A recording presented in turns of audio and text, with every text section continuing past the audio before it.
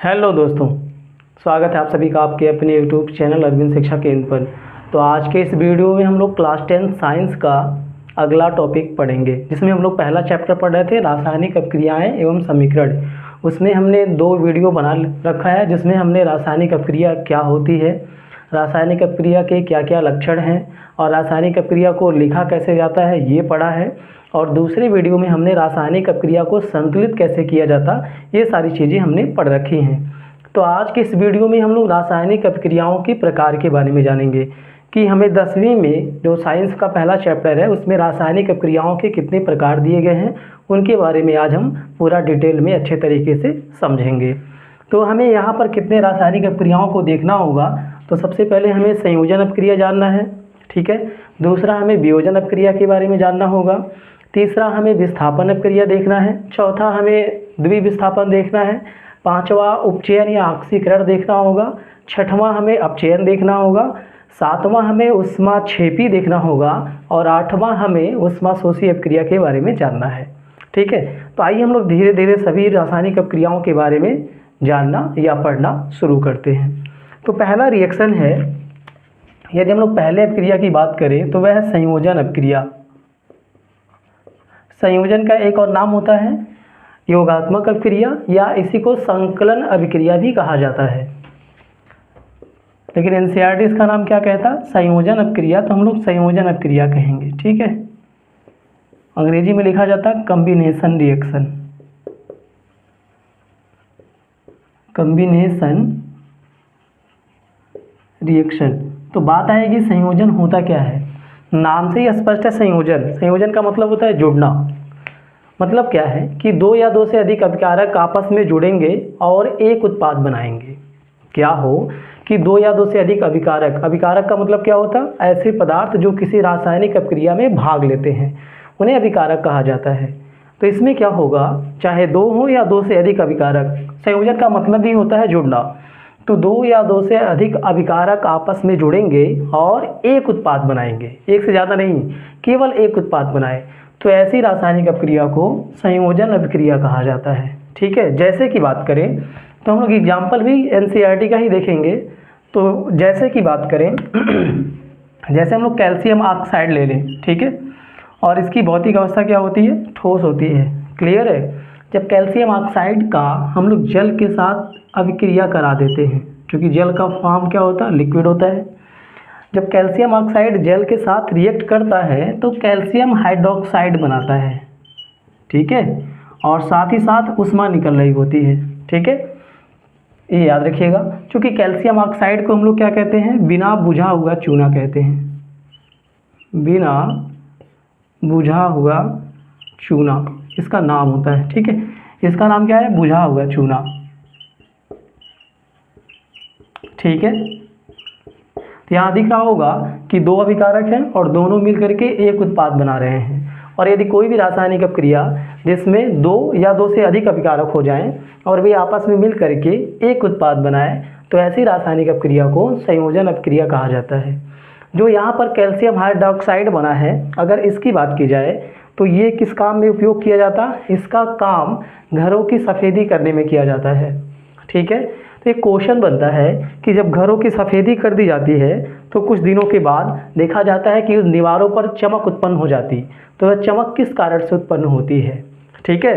तो जो ये कैल्शियम हाइड्रोक्साइड बना है, यही कैल्शियम हाइड्रोक्साइड धीरे धीरे जो वायु में कार्बन डाइऑक्साइड गैस होता है उसके साथ रिएक्ट करके कैल्शियम कार्बोनेट बनाता है, और यही जो कैल्शियम कार्बोनेट बन जाता है इसी के कारण दीवारों पर चमक उत्पन्न हो जाती है, ठीक है।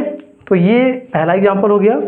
एक एग्जाम्पल हम लोग और देखते हैं, जैसा कि हम लोग बात करें हाइड्रोजन गैस ले लेते हैं, ठीक है, और ऑक्सीजन गैस ले लें और दोनों का आपस में रिएक्ट कराएं और जल बन जाए, ठीक है। जल क्या है, जल एक लिक्विड है और ऑक्सीजन क्या है, ऑक्सीजन एक गैस है। तो जल क्या है, जल के फ़ायदे क्या हैं, आप लोगों को अच्छे तरीके से जल के बारे में पता है, ठीक है। एक और एग्जाम्पल यदि हम लोग देखें तो यहाँ पे दिख रहा होगा कि 2 अभिकारक हैं, दोनों मिलकर के एक उत्पाद बना रहे हैं, और 2 या 2 से अधिक अभिकारक मिलकर के यदि एक उत्पाद बनाएंगे तो ऐसी रासायनिक अपक्रिया को कैसी रासायनिक अपक्रिया कहा जाएगा, संयोजन अपक्रिया कहा जाएगा, ठीक है। एक एग्जांपल की और बात करें, जैसे कैल्शियम एक कार्बन लिया और ऑक्सीजन के साथ रिएक्ट करा देते हैं, तो कार्बन और ऑक्सीजन आपस में अभिक्रिया करते हैं तो कार्बन डाइऑक्साइड गैस का निर्माण होता है। ठीक है, कार्बन चूँकि ठोस होता, ऑक्सीजन गैस होता है, और कार्बन डाइऑक्साइड की प्रकृति कैसी होती है, वह भी क्या है, गैस है। तो यहाँ से दिख रहा होगा कि दो अभिकारक या दो से अधिक अभिकारक भी हो सकते हैं, आपस में मिले और एक उत्पाद बनाए, तो ऐसी रासायनिक अपक्रिया संयोजन अपक्रिया कहलाएगी। तो शायद ये रिएक्शन आप सबको अच्छे तरीके से समझ में आ चुका होगा। यदि हम लोग दूसरे अपक्रिया की बात करें, दूसरा रासायनिक अपक्रिया है वियोजन अपक्रिया।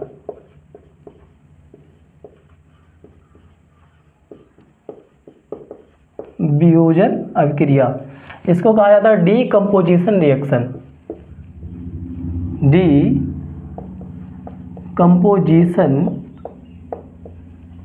रिएक्शन, इसमें क्या होगा, तो ये ठीक इसका विपरीत होता है। क्या होगा, इसमें कोई एक अभिकारक होगा और वह टूटेगा और टूट करके दो या दो से अधिक उत्पाद बनाएगा। यदि क्या हो, कोई एक अभिकारक हो और वह एक अभिकारक टूटे और दो या दो से अधिक उत्पाद बनाए, तो ऐसी रासायनिक अपक्रिया को वियोजन अपक्रिया कहा जाता है। ठीक है, और वियोजन अब चूंकि टूटेगा कैसे, तो इसमें भी हम लोग तीन तरह से पढ़ेंगे। कोई भी अभिकारक टूटेगा कैसे, तो अभिकारक टूट सकता है, पहला यदि हम लोग क्या करें, उसे गर्म कर दें, यानी ताप दे दें, उष्मा दे दें, तब टूट जाएगा। यदि कोई भी अभिकारक उष्मा के कारण टूटेगा और उत्पाद बनाएगा, तो ऐसी रासायनिक अपक्रिया को उष्मीय अपघटन या तापीय अपघटन कह देंगे। ठीक है, और ये दूसरी बात करें, यदि कोई अभिकारक हो और वह सूर्य के प्रकाश की उपस्थिति के कारण टूट जाए, तो उसे हम लोग प्रकाशीय वियोजन कहेंगे। और क्या हो, यदि किसी अभिकारक में विद्युत प्रवाह किया जाए और वह टूट जाए और उत्पाद का निर्माण कर ले, उसे हम लोग वैद्युत वियोजन कहेंगे। यानी वियोजन में भी हम लोग तीन प्रकार से जानेंगे। तो आइए देखते हैं पहला क्या होगा। इसमें जो पहला होगा वह होगा उष्मीय वियोजन या तापीय वियोजन, जो भी कह दें, उष्मीय वियोजन या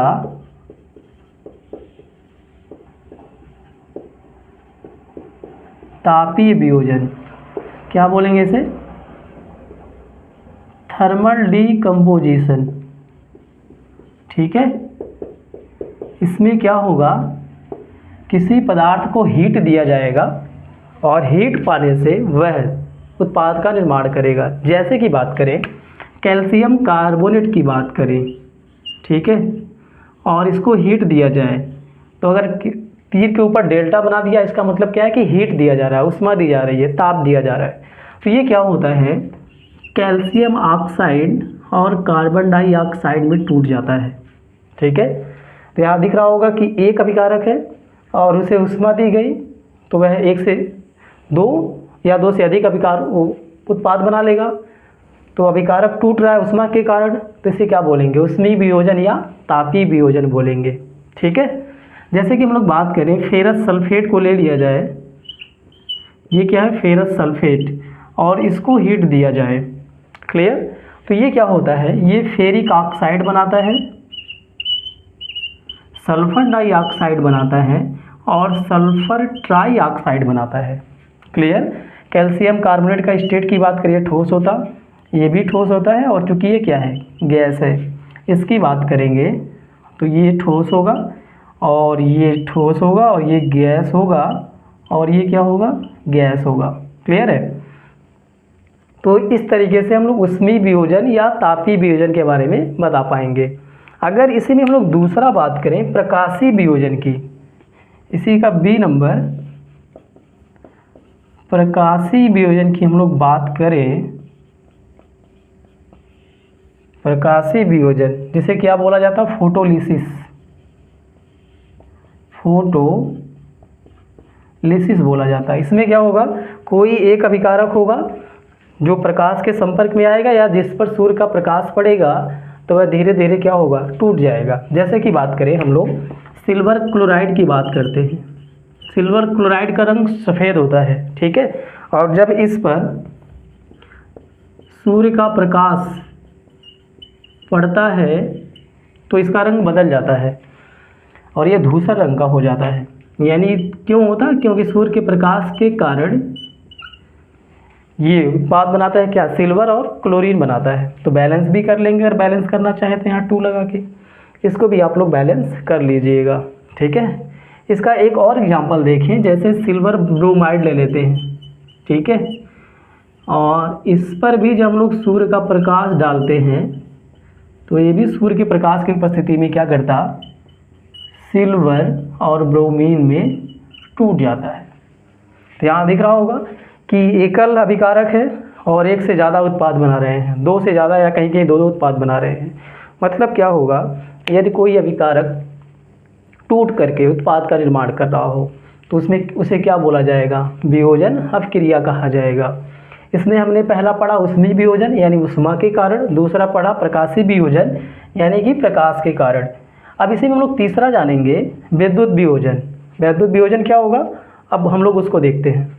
अब हम लोग विद्युत वियोजन की बात करें तो क्या होगा? यदि कोई एक अभिकारक हो और उस पर विद्युत का प्रवाह किया जाए और विद्युत का प्रवाह करने से वह टूट जाए तो उसे क्या बोलेंगे? विद्युत वियोजन बोलेंगे। जैसे कि बात करें, यदि हम लोग जल ले लें, जल की बात करें, ठीक है, और जल में विद्युत का प्रवाह कर दें, विद्युत का प्रवाह किया जाए, ठीक है, तो क्या होता है? ये हाइड्रोजन और ऑक्सीजन में टूट जाता है। क्लियर है? तो ये हो जाएगा विद्युत वियोजन। और यदि हम लोग बात करें, जैसे नमक ले लें, नमक के घोल में यदि हम लोग विद्युत का प्रवाह कर दें तो उसमें क्या होगा? वह यानी अपने आयनों में टूट जाएगा। ठीक है, जैसे अगर हम लोग क्या करें, NaCl का जलीय विलयन ले लें, एक्वस सॉल्यूशन ले लें और इसमें क्या करें? विद्युत का प्रवाह कर दें तो यह अपने आयनों में क्या होता है? टूट जाता है। तो ये कौन सा वियोजन हो रहा है? विद्युत वियोजन हो रहा है। क्लियर है? तो संयोजन और वियोजन आप सबको अच्छे तरीके से समझ में आया होगा। अब हम लोग रासायनिक अपक्रिया का तीसरा प्रकार विस्थापन अपक्रिया के बारे में जानेंगे। विस्थापन अभिक्रिया के बारे में, इसे बोला जाता है डिस्प्लेसमेंट रिएक्शन। ठीक है, डिस्प्लेसमेंट रिएक्शन। इसमें क्या होगा? इसमें होता क्या है कि अधिक क्रियाशील धातु कम क्रियाशील धातु को उसके जलीय विलयन से अलग कर देता है।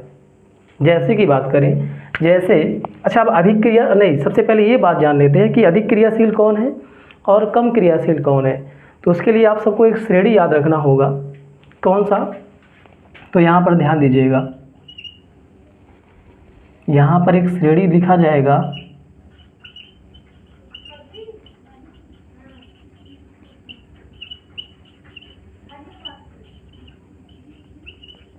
अगर ये श्रेणी याद हो गई तो आसानी से आप लोग विस्थापन अपक्रिया को बता पाएंगे। इसमें क्या है? ऊपर से नीचे आ रहे हैं तो धातुओं की क्रियाशीलता घट रही है, ऊपर से नीचे आने पर धातुओं की क्रियाशीलता घटती है। और इसे याद करने का एक ट्रिक भी होता है। क्या है? कि काशीनाथ का माली आलू जरा फीके पकाता है, कौन है आगे आओ। तो एक छोटा सा ट्रिक है जिसके माध्यम से आप इसको याद रख सकते हैं। ठीक है, और इसमें क्या है? ऊपर से नीचे आने पर धातुओं की क्रियाशीलता घट रही है। तो ये जो नीचे की तरफ तीर बता रहा होगा कि ऊपर से नीचे आने पर धातुओं की क्रियाशीलता का घटता क्रम है। ये धातुओं की क्रियाशीलता का घटता क्रम है। ठीक है, अब चूंकि विस्थापन अपक्रिया में क्या होता है, इसमें अधिक क्रियाशील धातु कम क्रियाशील धातु को उसके जलीय विलयन से अलग कर देता है। जैसे कि बात करें तो यहाँ पे दिख रहा होगा, अगर जिंक और कॉपर की बात करें, यदि हम लोग जिंक की अपक्रिया कॉपर के जलीय विलयन कॉपर सल्फेट से करा दें, जिंक चूँकि सॉलिड है, ये जलीय विलयन है, इसके साथ कराएंगे तो दिख रहा होगा जिंक ज़्यादा क्रियाशील है, कॉपर कम क्रियाशील है। तो जिंक क्या करेगा? कॉपर के जलीय विलयन से कॉपर को अलग कर देगा और खुद उसकी जगह ले लेगा। ठीक है, तो ऐसी अपक्रिया को क्या बोला जाएगा? विस्थापन अपक्रिया बोला जाएगा। और जैसे कि बात करें यदि हम लोग, तो अगर हम लोग यहाँ से किसी और एक विलयन को, किसी और एक पदार्थ को ले लें, कुछ भी ले सकते हैं, सोडियम ले लें कॉपर सल्फेट के विलयन में डाल दें। चलिए अगर हम लोग सोडियम की बात कर लें, क्योंकि ये भी ठोस है और कॉपर सल्फेट का जेली विलयन है, इसके साथ रिएक्ट करा दे, क्या बना देगा, सोडियम सल्फेट बना देगा और यहाँ से कॉपर अलग हो जाएगा। क्लियर है? क्यों? क्योंकि सोडियम कॉपर से ज़्यादा क्रियाशील है। अच्छा एक बात और बताइए, अगर कहीं सिल्वर लिखा गया हो और कॉपर सल्फेट का विलयन लिखा गया हो, सिल्वर चूँकि ठोस होता, ये जेली विलयन है, तो क्या रिएक्शन होगा? तो यहाँ से देखिएगा, कॉपर सल्फेट से नीचे आ रहा है सिल्वर, यानी सिल्वर कॉपर से कम क्रियाशील है, और सिल्वर यदि कॉपर से कम क्रियाशील है तो कम क्रियाशील धातु अधिक क्रियाशील धातु को उसके जेली विलयन से अलग नहीं कर पाएगा। केवल अधिक क्रियाशील धातु कम क्रियाशील धातु को उसके जेली विलयन से अलग करता है, मतलब ये रिएक्शन नहीं होगा। क्लियर? तो आसानी से हम लोग विस्थापन अभिक्रिया के बारे में बता लेंगे, लेकिन कब बता पाएंगे? जब हमें ये सक्रियता श्रेणी याद रहेगी। तो एक काम करिएगा, इस सक्रियता श्रेणी को याद कर लीजिएगा, उसके बाद आप रिएक्शन को आसानी से देख करके भी बता पाएंगे कि विस्थापन हो रहा है कि नहीं और विस्थापन होगा कि नहीं। क्लियर है ना? अब हम लोग रासायनिक अपक्रिया का चौथा प्रकार द्विविस्थापन अपक्रिया यानी कि डबल डिस्प्लेसमेंट रिएक्शन के बारे में जानेंगे। डबल डिस्प्लेसमेंट क्या होगा? इसके पहले हमने क्या पढ़ा? डिस्प्लेसमेंट। उसमें क्या हो रहा था? केवल एक ही आयन विस्थापित कर रहा था। अब इसमें क्या होगा? डबल डिस्प्लेसमेंट मतलब द्विविस्थापन। मतलब कहने का क्या है कि इसमें आयनों का आदान प्रदान होगा। मतलब ऐसी रासायनिक अपक्रिया जिसमें उत्पाद का निर्माण अभिकारकों के बीच आयनों के आदान प्रदान से होता है। ऐसी रासायनिक अपक्रिया जिनमें उत्पाद का निर्माण अभिकारकों के आदान प्रदान से होता है, उसे हम लोग क्या बोलते हैं? द्विविस्थापन अपक्रिया कहते हैं। कैसे? जैसे कोई रिएक्शन की बात करें हम लोग, तो जैसे सोडियम सल्फेट की बात करें हम लोग और बेरियम क्लोराइड की बात करें, तो सोडियम सल्फेट ये सब एक्वस है, ध्यान दीजिएगा। ठीक है? जब ये आपस में रिएक्ट करते हैं तो यहाँ से क्या बनता है? बेरियम सल्फेट का निर्माण होता है और नमक सोडियम क्लोराइड का निर्माण होता। क्लियर है? ये बात समझ में आ रही होगी। ये भी एक्वस है और ये नमक क्या होगा? ये ठोस होगा। और होता क्या है यहाँ इस रिएक्शन में, इस बेरियम सल्फेट का अवक्षेप प्राप्त होता है। तो बात आएगी अवक्षेप क्या होता?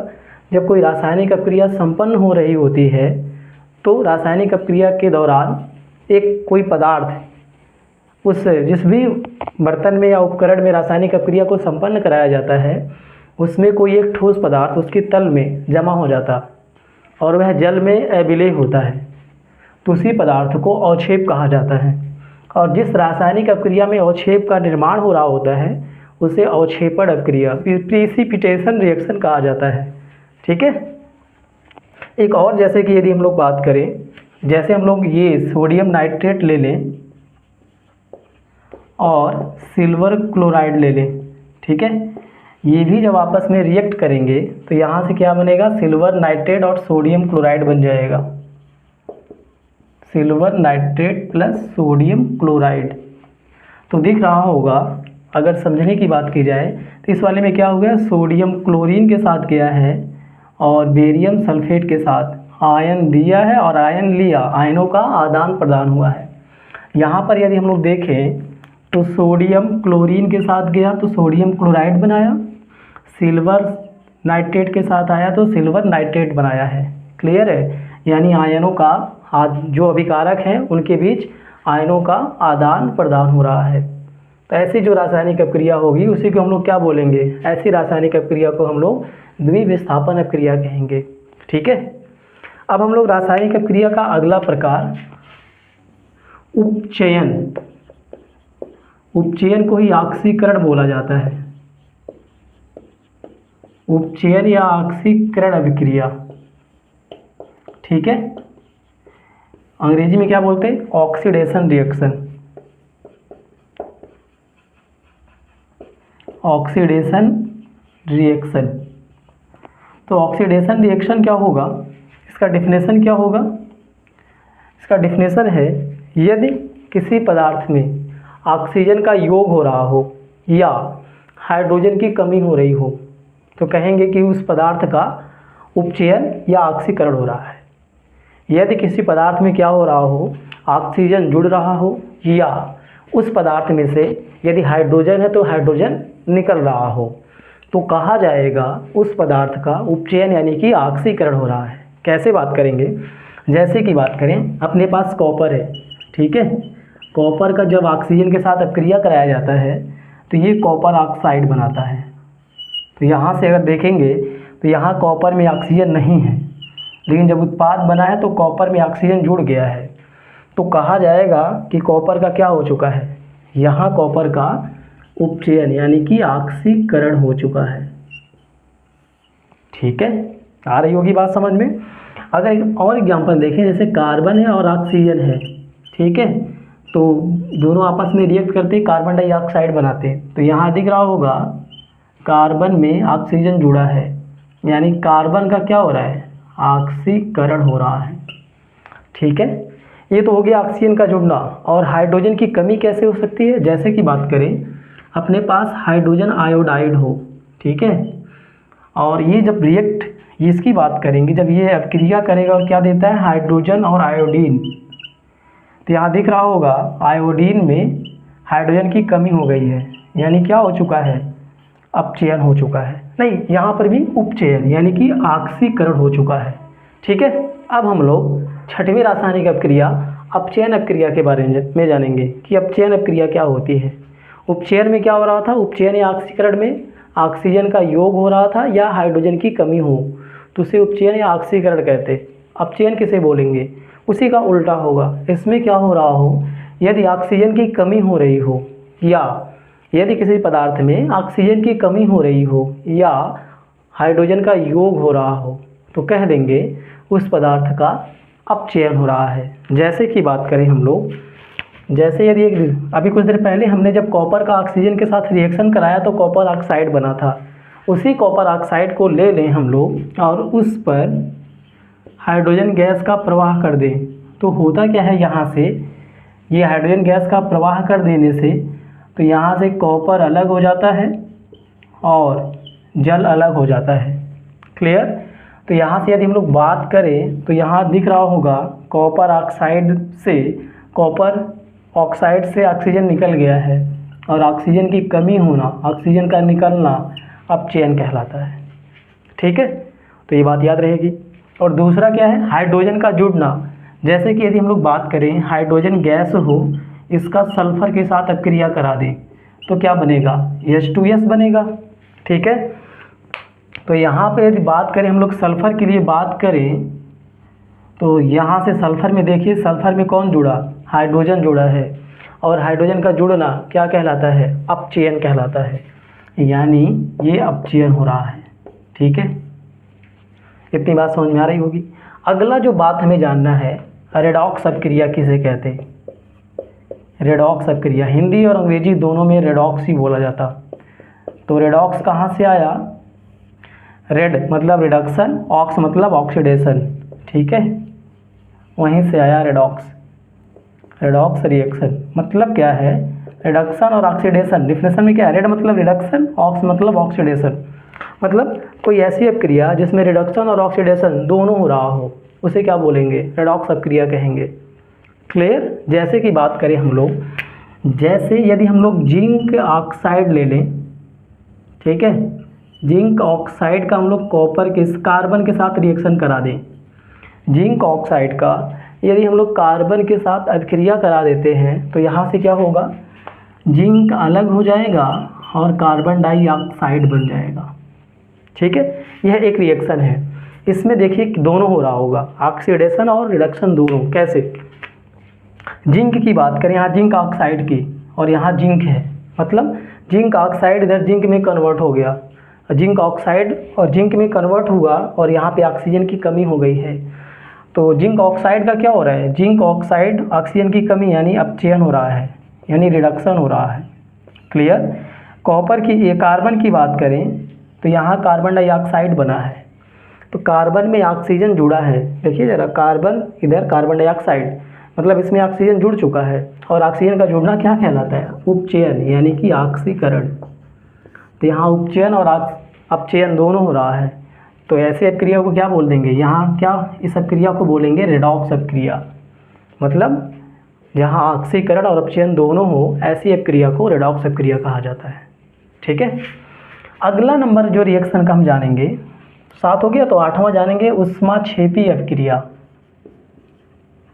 ऊष्माक्षेपी